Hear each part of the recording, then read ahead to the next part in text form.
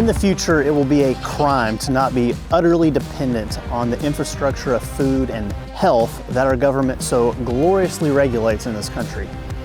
Oh wait, it kind of already is. Unpasteurized milk is illegal to sell at markets and stores. There are 20 states that completely ban the sale of raw milk. Raw milk is not one of the items permitted by the state. Raw milk is illegal to sell in a retail setting. Got a warrant to search his farm and sealed several coolers, ordering him it's illegal to sell raw milk. Armed federal agents raided the farm and demand they cease operations and pay over $300,000 in fines. We see agents entering Rossum's kitchen, guns drawn. Coming to a town near you, given the right circumstances. In case you haven't noticed, circumstances can change on a dime in this country or anywhere else in the world.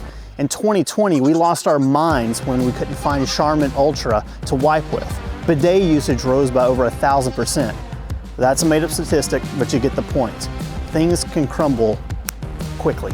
All over the news, you see farms being burned, food processing plants burning to the ground, milk farmers having to pour out their entire supply, food supply sabotage. It's happening everywhere.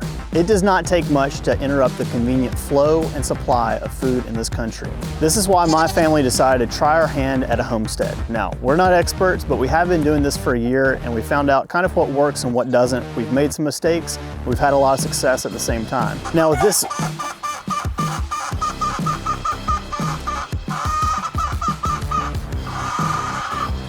are you done? Now with this in mind, you should stockpile food as a primary measure, but if you're looking for a little bit of extra self-sufficiency or a buffer to food shortages, today we're going to show you how we do milk goats, dairy goats, and chickens on less than a quarter acre of land. And no, we didn't register any of this with the FDA. The total enclosure is about 1,500 square feet. That's 48 feet long by 30 feet wide. This is small enough to fit in your backyard. Now, we started with a welded wire fence. Listen, this all started when my wife said she wanted to get chickens. It started out with like 3 or 4 chickens, then it was 10, then it was 15, then it was 20. And then once we decided that we were gonna get 20 chickens, she decided we also needed goats. So we got 2 goats. Then we bumped it up to 3 goats because there's a third one there that was just super cute and we just had to have it. But then we needed a dog to protect all the livestock. And then just last week, we got 2 more goats because they were super cute and a local farmer had his barn burned down and they needed a home to stay at. I tell you all this because as a cautionary tale of how much of a slippery slope homesteading is, and marriage for that matter. Now the welded wire fence would have been perfect for keeping chickens in, but I'd already spent more than I wanted to on the project at this point, and when we decided to get goats, I went with something cheaper and free, and actually pretty great, which is pallets. We sourced 45 pallets from local businesses that were going to trash them. We got them for free. With a drill and several hundred wood screws, some zip ties, 2 metal gates, some 4x4s and some 2x4s for doors, and scrap metal sheets for a lean-to, we were in business. So you'll notice none of this looks pretty. It looks dirty and old. Well, that's because it is. It's all scrap material for the most part, but we built all this around a pre-existing storage shed that was on the property whenever we bought it. It does a great job for housing the goats and the chickens, and you can pick these up on Facebook Marketplace used for pretty cheap. So we did have to do a little bit of work on this shed because you don't want to keep chickens and goats in the same place where there's no separation between the 2 of them. So I built a door and kind of a framework to split this shed in 2. In the back are the chickens, and they access their area through this small little hole down here. That way it's too small for the goats to get in, but the chickens can get in there, no problem. And then with the goats in front here, we built 2 little beds for them out of pallets and some 2x4s. They like to sleep on the ground too. But with this, the goats provide a layer of security for the chickens. And then there's Flynn, the guard dog. He is the goodest boy. He absolutely loves taking care of the livestock, and he's done a really good job of keeping predators away. Now, one time, I accidentally left him locked up for like an hour. I take him back to milk the goats with me just because he keeps everything calm, and that's when he eats as well. Well, I left him locked up for about an hour, and in that time frame, a hawk came in, flew into the coop, got through the little hole, and killed one of the chickens. Things can happen really fast, and having they call them guardian livestock dogs, goes a really long way. He provides an additional layer of security for the entire homestead. So it's all about layering that security for these animals. It's worked pretty well for us so far. All right, so goats. We started off with 3 goats. We bought them for $750 total. That's not a deal, that's a steal. Then we picked up the other 2, these 2 black ones here, for $200 total. The best part about goats is they only come in 2 genders, so it makes the selection process pretty easy. Way easier than dating in 2023, that's for sure. All right, so this is Daphne. She is a Nigerian dwarf mix. She's super sweet and about a year old. We're gonna breed her for milk here pretty soon once this young buckling grows up a little bit. She's a great little goat. All right, this tan one is Faith. I don't know what breed she is, but I can tell you she's a high milk producer. She's also the most temperamental one of the group. She can be a bit ornery. Goats aren't stupid. They're actually really smart. They're just more stubborn than they are smart, which makes them super frustrating. This is Strawberry. She's an Oberhausley, and these breeds are really known for keeping everyone else in check, which she just did. They're much more like kind of stable and compliant. They're also really good milk producers. So Strawberry is the oldest one. She's the matriarch of the crew, and she's probably the sweetest one. So this is Cecil. He's brand new. He's a little freaked out. He's a little buckling. We've only had him for a couple of days whenever his home burned down and we took him in, but he is a Nigerian dwarf. We're gonna get him weaned off his mother, and he will be the one that breeds Daphne. I guess this is kind of arranged marriage, if you want to call it that. Pretty old school, but you know, we're talking about old school stuff, so yeah, this is Cecil. All right, so this is Baby. This is Cecil's mom, and she's a Nigerian dwarf. She's in milk. We're not milking her yet because the little one is still weaning off of her, but eventually she's going to be purely a dairy goat and super high production in terms of milk supply. Oh, hello.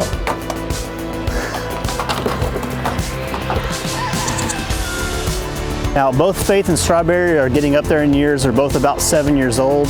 Neither one of them were bred last year, so their milk supply is starting to taper off a little bit. But during their high production milk days, they were cranking out usually around 4 quarts of milk a day, if not a little bit more. Right now, they're cranking out about 2. It's starting to dwindle a little bit, but we're gonna rebreed them this year, as well as Daphne for the first time, which will really crank their milk production into overdrive and replenish their supply. So that's something you need to think about if you're doing goats. There's a lifespan to the dairy component of them unless you rebreed them, which is a whole nother thing. We're not gonna show you, you don't wanna watch it. There's some things you just can't unsee.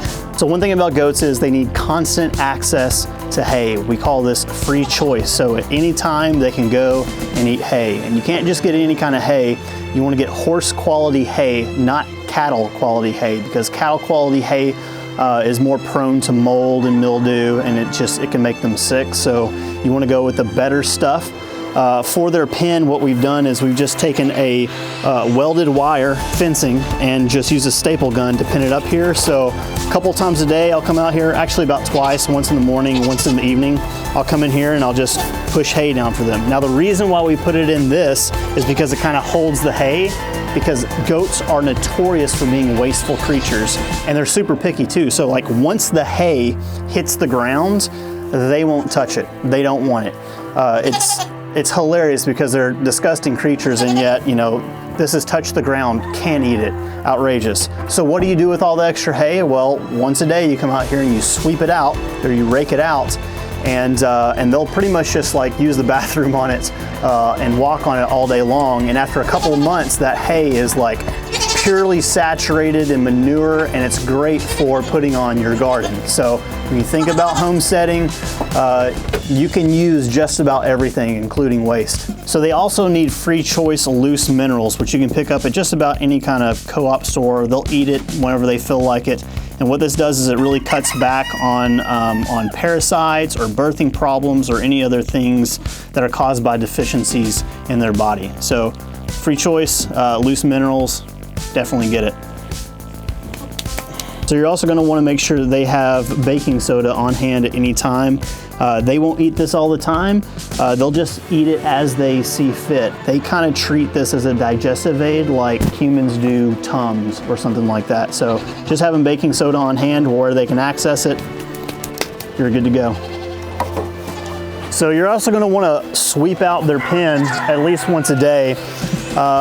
They don't like laying in all their waste, and goats poop everywhere.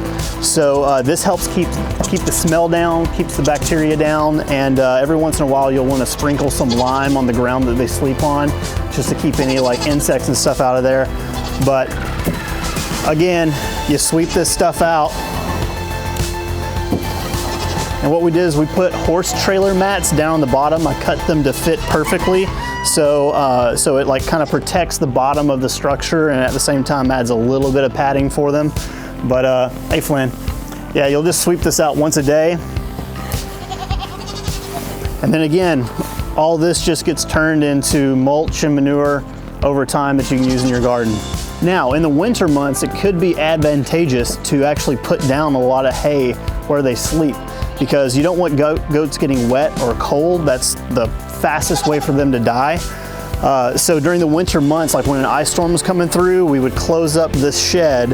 I would layer everything with hay, and I'd actually come in and cover them up with hay. I can't believe they let me. I guess that means they were cold. But then you can also add like heating lamps and things like that. Just make sure if you add those things, you put them in a spot where it's not going to cause a fire. Make sure there's no like tarps or cloths that could flap on top of them, which could ignite. So yeah, there's a lot of uses for hay. All right, so hay storage. We were fortunate enough to have another nicer shed on the property whenever we bought it. So this is a nice, clean, dry place for us to keep the hay in. When we talk about food shortages, and if you have a homestead, you also have to worry about food shortages for your animals. So what we try and do is keep 3 to 8 months of hay on hand at any given time. Right now it's about probably 2.5, 3 months, so it's time to re-up. But again, horse quality hay, it's not cheap, but you could get away with having like a little outdoor shed that was exposed so long as you cover it up with a tarp, and probably keep it to like a 2-month supply that you're constantly refreshing. But for us, this works pretty well.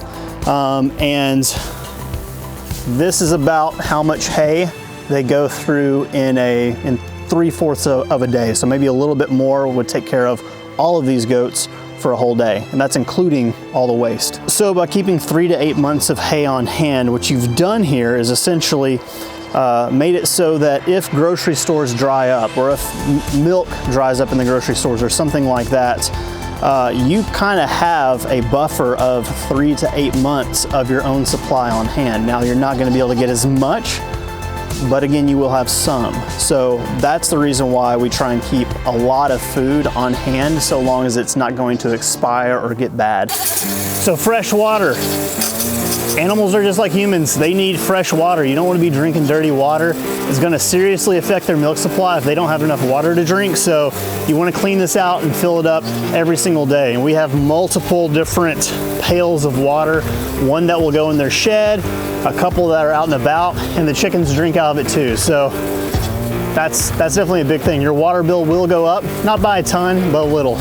Now with dairy goats, obviously hay is not going to cut it. You still have to have goat feed, which we pick up from a local feed mill, and we typically give this to them when we milk them, because it keeps their attention. They're so worried about eating because they love this stuff that they don't mind you milking them. So this will happen about once to twice per day, and when you get done milking them, they're done eating. It's as simple as that. They get plenty just for their own gut with the hay. This is just extra to keep them super full. So the mix that we use is about 50% of the goat feed, and then 25% black oil sunflower seeds, and then 25% alfalfa pellets. Every now and then we'll add in some beet root some beet pulp to add some extra roughage. One time we were running low on hay, and that beet pulp will add a little bit of roughage to their gut, but you only want to use a little bit, like maybe 5 to 10% of the entire mix. So right now this is currently 100% goat feed, so we're going to mix in some black oil sunflower seeds, alfalfa pellets, and maybe a little bit of beet pulp, and it'll be good to go. All right, so we've got it mixed up now. One of these little scoops, they'll eat about one of these a day. Between all 5 goats, the 2 little ones don't eat hardly anything. but the 2 of the 3 bigger ones will go through about 1 of these a day. All right, so just like with the hay, you want to keep all this other feed and all these other materials in decent supply. A 3 to 4 month supply is what we go for. Beyond that, some things start hitting their expiration date, but it seemed to work pretty well for us so far. So you're also going to want to make sure that you keep your goats dewormed. Use herbal dewormer, not just any kind of dewormer, because it can actually taint the milk supply and it's not all good for them. So herbal dewormer, we do this about once a week, but it's as needed with goats. Some goats, especially if they're sick or something, they may need it more often. That's really just a case-by-case basis. But on that note, you should definitely, if you're getting into this, you should definitely look into local vets that have someone on staff that understand how to treat livestock and goats specifically. And if you can find that, awesome. But one thing to keep in mind is a lot of times those vets aren't super accessible and they can't just drop everything they're doing and come in to help you. So you need to do your own research and build up your own knowledge base to where you can administer medicines, even injections. It's good to have an expert on hand, but don't count on them always being available to you. You have to learn this stuff yourself. All right, so milking the goats. Yeah, we're gonna do it. One of the cool things about milking goats is it's a skill set. Once you learn how to milk goats, you can milk anything. We may have to cut that. So one of the cool parts about these guys, about these girls, is they have like this hierarchy. They know who's gonna go first, right? So this is like their favorite part of the day. They flock to this area, and Faith always goes first. Flynn follows. So ghetto rigged, cheap rigged, it works. She's already waiting for me right here. Hey, sweet girl. Oh, I forgot I left my nods there. We may need these later. All right, so we have this milking stand. We got this for free when we bought the goats, but it's pretty simple. You can find schematics for this online and build one yourself, but you're definitely gonna want one. It makes the whole process significantly easier. This little guy, get out of here, buddy. He's so small he can fit through the fence. All right. So, she's going nuts. You want to make sure you do this at least once to twice per day. If you don't milk your goats, they can get mastitis, all right? That can lead to clots, a lot of pain, and even death. It also ruins the milk. So, here's what we do. We're gonna one-shot this, Charles. So, you're gonna want a little bend like this. Pour the feed in. And then come around here. Let's see, she's going nuts. And then you can lock them in. You can lock them in if you want. I don't need to anymore because she's so well trained, she doesn't need it, but you can if you need to. So this little guy, I guess, is gonna get in on the action. Wasn't expecting that. You can just milk them into a jar, that's fine. But what we use is an actual milking pail. You wanna make sure you get all of your parts in stainless so you can clean them really easily with a steel brush. And there's a little bit of maintenance you have to do to them before you milk them, just to make sure that the milk does not get tainted right off the bat. So goats are dirty creatures.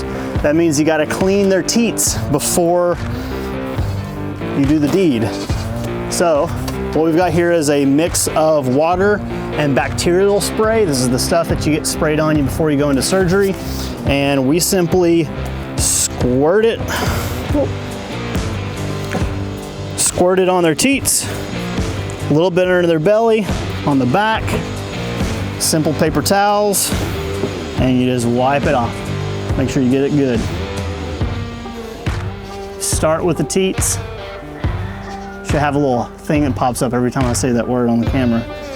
Then you get their bellies.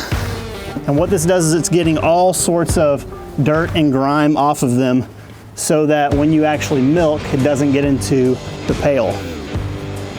Good to go. Terrible throw. So once you do that, you want to wash your own hands. Yeah, you don't have to do all this stuff, but here's what's going to happen if you don't. You're going to get dirty milk. And no one wants that. And if you're selling this stuff, you owe it to the people that you're selling it to, even though that's illegal, to make sure they don't, they have clean drinking milk. So we're all cleaned up, we're good to go.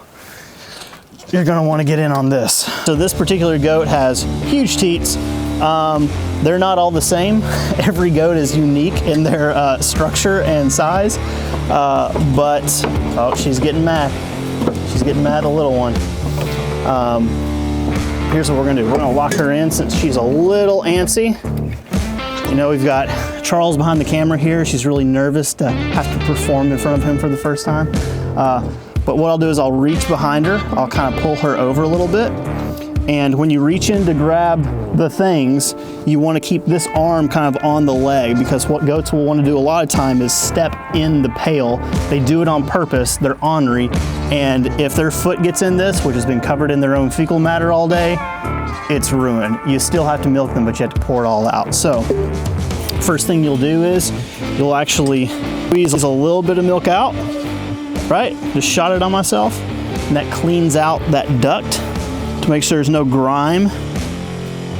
So you essentially break the seal and then you do the deal. I just made that up on the spot. So you're clamping off some milk, and then you're squeezing out what's in there. You're letting go, it fills back up, clamp, squeeze.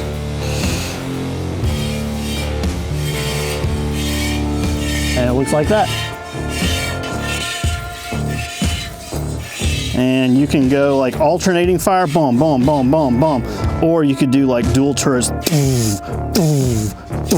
It's really up to you and what style of Star Wars StarCraft you want to shoot these out of.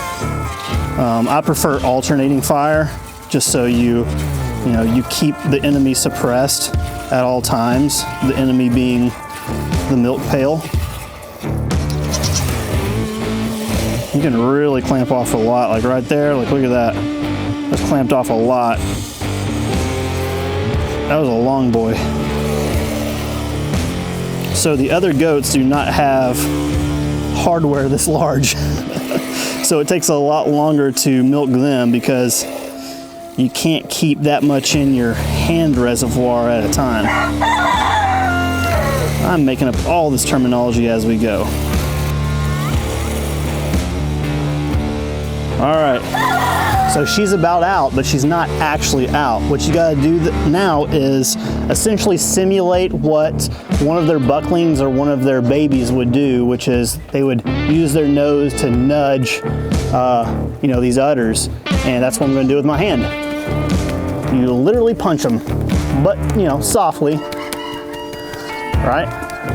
And this is what we call letting down of milk. She's letting down all the extra milk that's in there.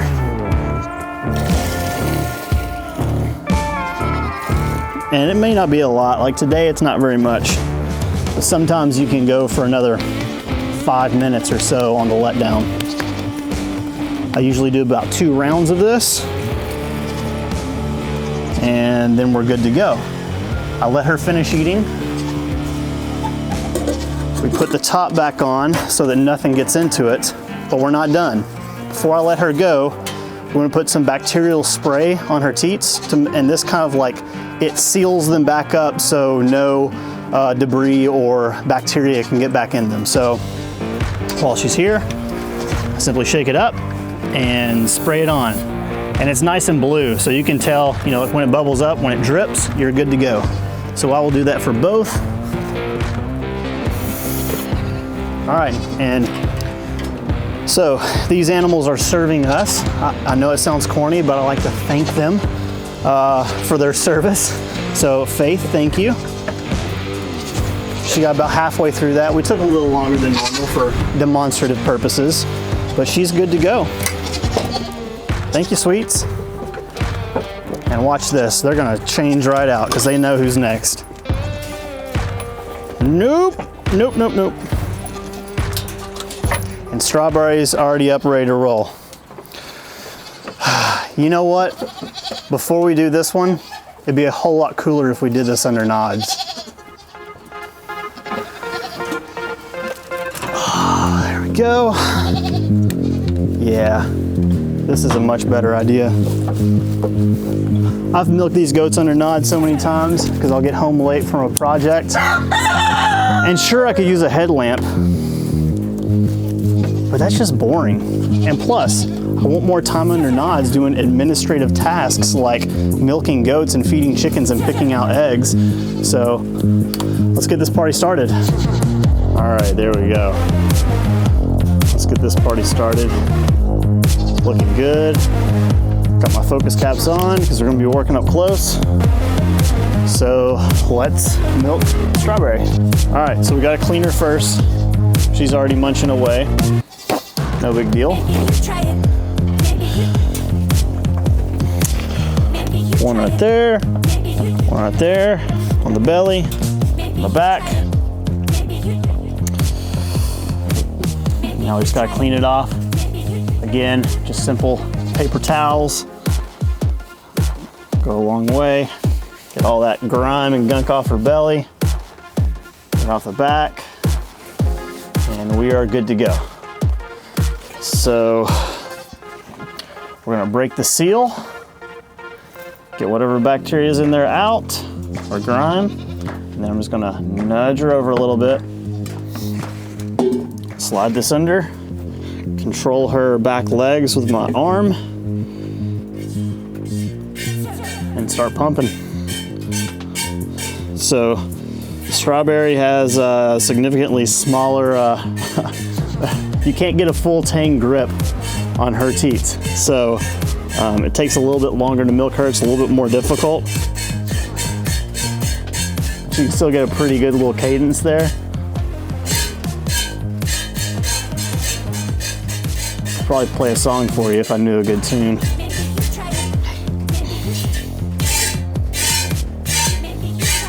I could technically do this with my eyes closed. I've done it so many times.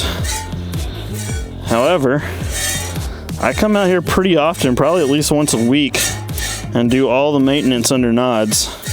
It's actually really good for catching little critters and predators out here too that are trying to get in. Sometimes I just have to use one hand at a time.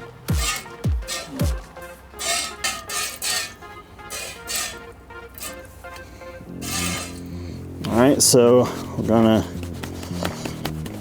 get her to let down. You're doing good, girl. Not bad. Again, normally this only takes a couple minutes per goat. Not a lot of time investment. All right, so that covers her milk. And what we're gonna do here is cover up the milk because we'll still need to filter that. And we're gonna use our spray again. So it's a little difficult to do under nods, but that's why it's good practice. There you go. There you go. Good job, Strawberry. And while we're here, we're gonna check her hooves because I'm guessing they need to be trimmed. So you're gonna want a little brush with a little pick on the back of it and some good livestock nail trimmers. You can get these on Amazon. And what I'm gonna do is, I've got my elbow in her butt, and I simply lift up her hind leg, so I'm still supporting her weight. And we're just gonna brush, gonna pick this out first, and get a lot of this gunk and grime. If you're raising goats in an area that's a little bit more rocky or rough, you won't have to do this as often because they'll kind of naturally file down their own nails. But out here, it's a soft ground, and so you gotta kind of do it more regularly. About once every couple of weeks, once a month, something like that.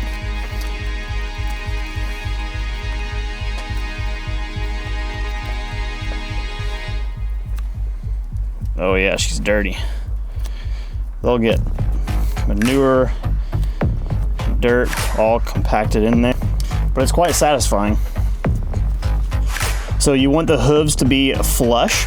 So if you see nail coming up and over, and then there's a dip down, that's how you know it's time to trim them. So right now she's got like a little bit of nail coming up over the center. So we're just gonna trim that down, get it nice and even.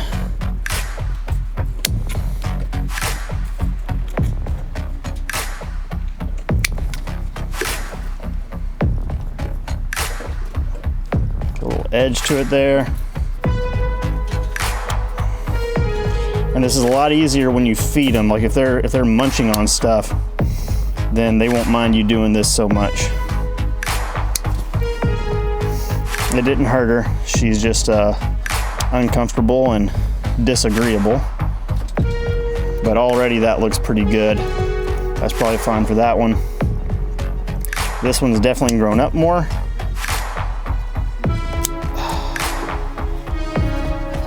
So we're just kind of trimming those down, and cutting them off.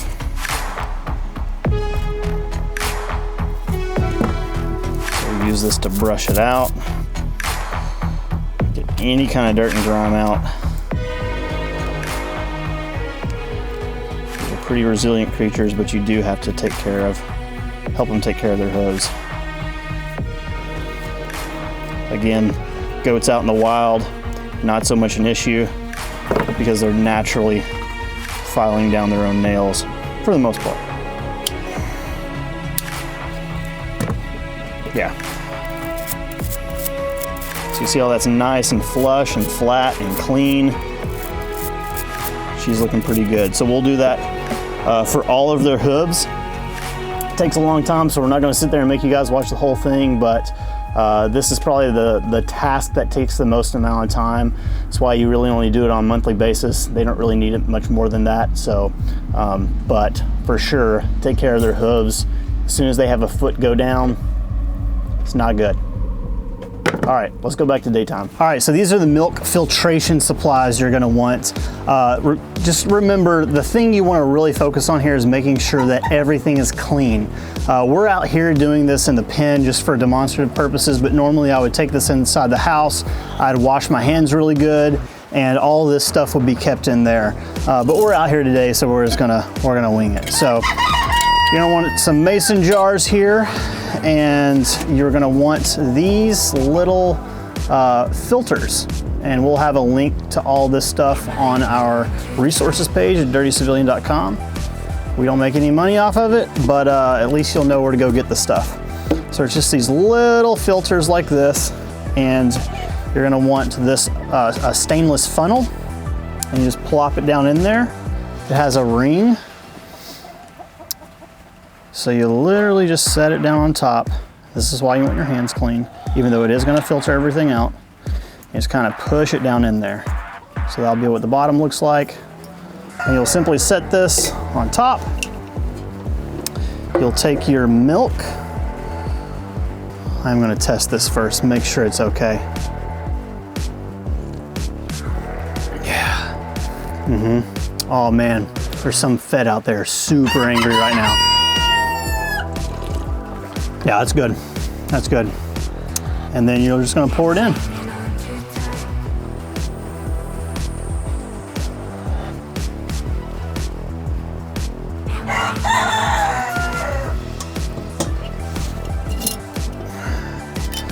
Prep the next one. Bring it over. Now, we filtered out most of the hair and debris and dirt and stuff that would normally get caught by this just by cleaning off the goat to begin with that back spray. But this is just an extra layer of security to make sure your milk remains untainted. Because this is a lot of work. You don't want to, go through all this hassle and pay all this money to maintain these animals and then not even get anything out of it. So once that's done, it's officially dirty. You don't have to worry about keeping that clean. And what we'll do is we will take the milk and we'll put it in a freezer for about half an hour to chill it, and then we'll pull it out and put it in a refrigerator. Raw goat milk is incredibly good for you. Despite what many may say on the internet, this is some of the best stuff that you can eat and drink. It's almost like a super fuel or like a super drink. I've had messages from people who took my advice on goat milk, and it cured so many of their symptoms. I won't go into the details because I don't want people to think I'm a doctor, but look into it yourself. It's legit. So is raw cow milk. Don't let anybody tell you different. The real reason why a lot of milk that you buy is in the grocery stores is processed and pasteurized is because the style of dairy farming that has to happen on a grand scale to produce all of that. There's a lot of bacteria, there's a lot of sickness. You know, you have thousands of cattle cramped together in their own, you know, knee deep in their own fecal matter all day long with sores and pus and things developing on their udders and on their legs, and they have to process that stuff heavily to kill all of the nasty bacteria and diseases that are caused by that style of farming. So I'm not knocking that. It feeds a lot of people, but animals that you maintain and that you take care of don't require that degree of processing. They are naturally good for you so long as you're taking care of them naturally and maintaining their health. The milk supply will be good to go. So once you get all this done, you're gonna wanna make sure you clean all this stuff really good for the next time. Normally I would take this inside. I would rinse it out with cold water first, and then I would rinse it, or I'd fill it up with scalding hot water, like not warm water, scalding hot. Your hands will hate you for about the first month that you do this, and then you'll lose all feeling in them and it won't matter anyway. But you're gonna want to use scalding hot water with some sort of soap or detergent to clean all of these parts and pieces of the stainless stuff, and you're gonna wanna use a stainless brush to clean them as well. So once you do that, you just let it dry, and you're good to go for the next time you need to milk. So that's milking goats. Here's the thing you need to know about chickens. It is a miserable experience raising chicks. I can't stand it. If you have the option to buy them a little bit older as pullets, go for that. But if you're wanting to start with chicks, you can get them at like a local Tractor Supply or a co-op. What my family did is we bought them online from mychickensupply.com. That's not it, at mypetchicken.com, and you can pick the date at which they're delivered. But remember, if you do have them shipped, all shipping rules apply, okay? So extreme heat, extreme cold, it can kill the chickens. An angry postal worker that just throws the boxes, it can kill the chickens. This company worked with us to replace the ones that died in transit, but you know, you never wanna see, you know, a poor helpless chick, you know, die for no reason, but it happens all the time. This is the cycle of life, it happens. But whichever option you go with, just know that as they get older, the types of feed that they need will change. We started with 20, 2 died in transit, so we were down to 18. Another 2 died a couple of weeks later just because they were in poor health, so we were down to 16. A hawk killed another one. That actually, once it was full grown, a hawk killed one, so that put us down to 15. And then when the ice storm swept through Tennessee, because these are free-range chickens, which is not highly advised, by the way. We went with that for a very specific reason, which we'll touch on later. But when the ice storm came through, they were out scratching in the yard and on the property, and a good portion of them just didn't come back in and are either froze or just something got them overnight. So we're down to 8 chickens, 2 roosters, 6 hens. That's a couple too many roosters for 6 hens, if you know what I mean. I wanted to introduce you to the 2 roosters. They did not want to be caught earlier, so we waited till they got up in the roost, and now I'm gonna show them to you. This is Charlie, and this is Micah. They're a great team. I won't tell you where I came up with the names, but I think you can figure that out. But they're typically producing about 5 to 6 eggs per day. That's usually the way it goes. One hen will usually lay about 1 egg a day on average. Now you can avoid losing lots of chickens by just creating an enclosed run. So it's like a little prison for them. I know it sounds bad, but that's a great way to keep more of your chickens alive. Just know that I've never known someone that's had chickens for a long period of time that kept them in an enclosed run that never lost any chickens. Predators will still find a way in, whether it's a snake or a raccoon. They're crafty. It does still happen, so you're gonna lose chickens no matter what. Make sure you get more than what you actually need to kind of prevent that. And if you do have free-range chickens, which is not super popular these days, and for good reason, because you do lose more chickens. Make sure you have a guardian livestock dog like Flynn. It will make a huge difference. So long as they are within Flynn's sphere of influence, nothing happens to them. We've had nothing get in here, and this is not exactly super secure. I mean, a raccoon could climb up over any of this. Different predators could get in here if they really wanted to, but with the dog, it kills them or keeps them out. So keep that in mind. So taking care of chickens is actually extremely easy. They require almost nothing other than the very most basic things. First of which is being feed. So we get their feed from a local feed mill, specifically formulated. It's a specifically formulated mixture for laying hens. So depending on the types of chickens you have and what stage of growth they're in, you're gonna wanna get some different kinds of food.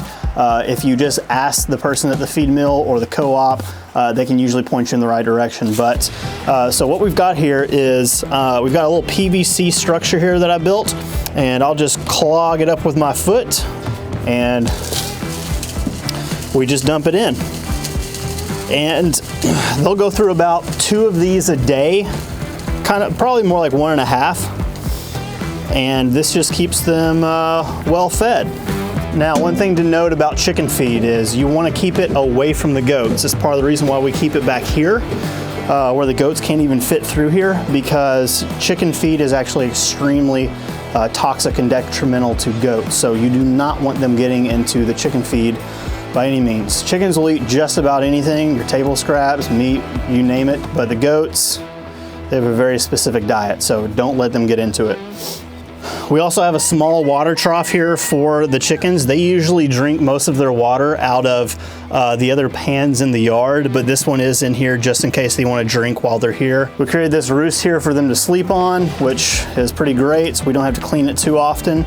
And then we also have 3 nesting boxes. They only really use 1, but the thing about nesting boxes is you want to make sure you keep them very clean, very pristine, because your eggs are going into that and you want your eggs to be clean. All right, so what we've got here are fresh chicken eggs. And if you didn't know, chickens are descendants from the dinosaurs, so at any moment a baby raptor could hop out and claw us all to death.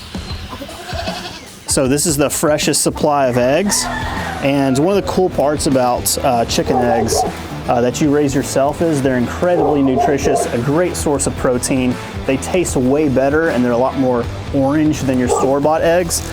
We still eat store-bought eggs from time to time, but we have like 80 to 90 eggs on hand at any given time. So one of the best parts about raising your own chickens and getting your own eggs is they taste better than anything you can buy in the store. So even raw, they're delicious. That's some good protein.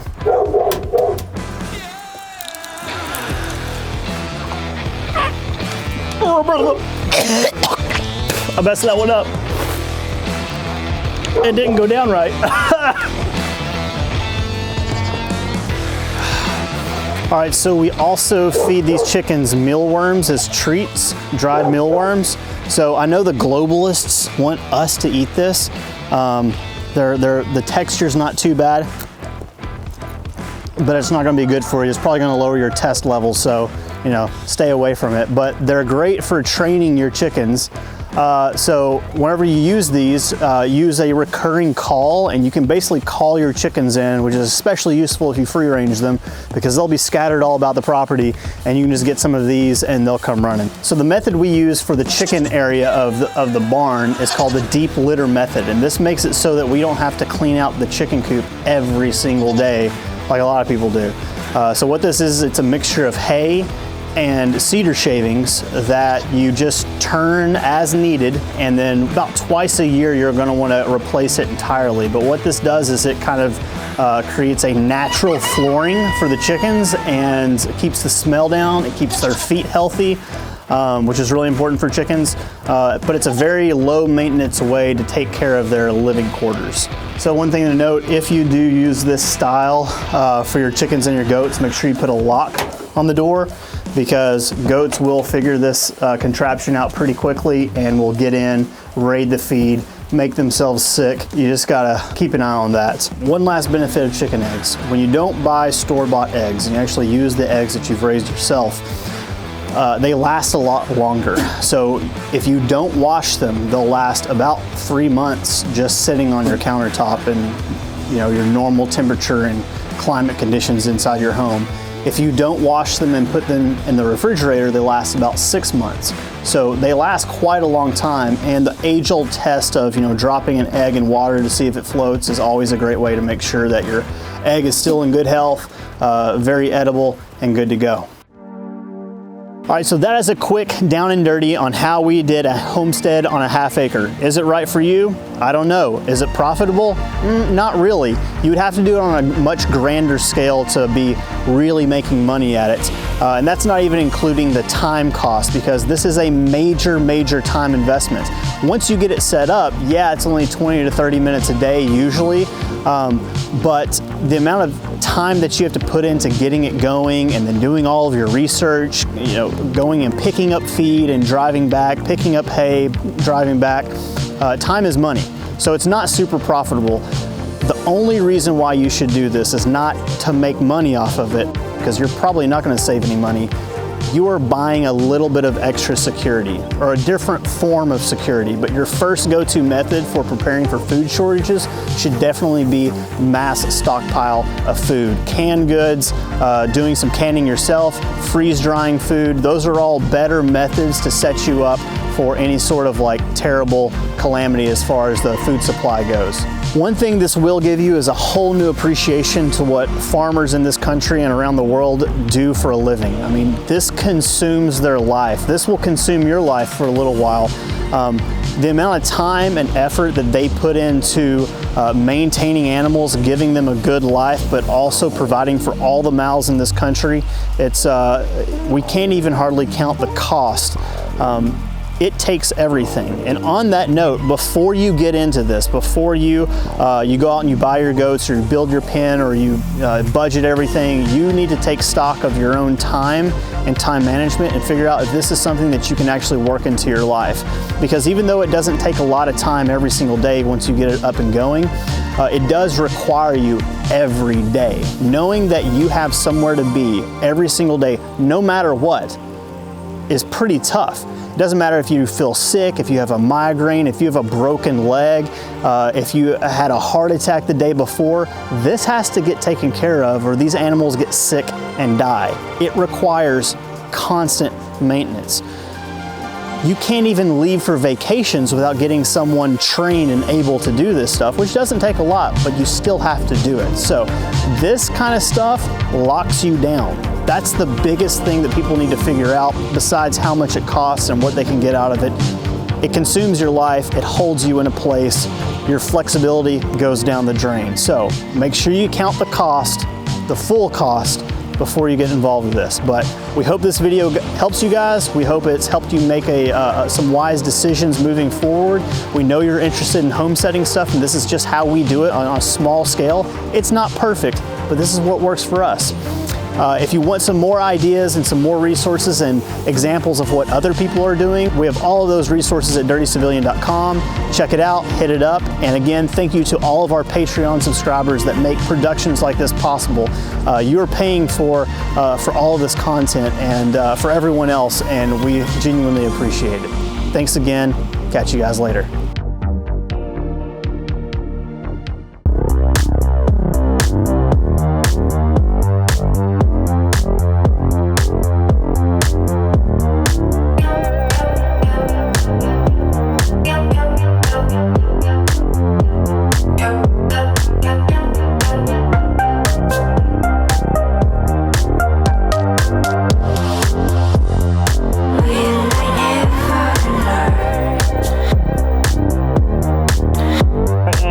Struggle. Hey. No,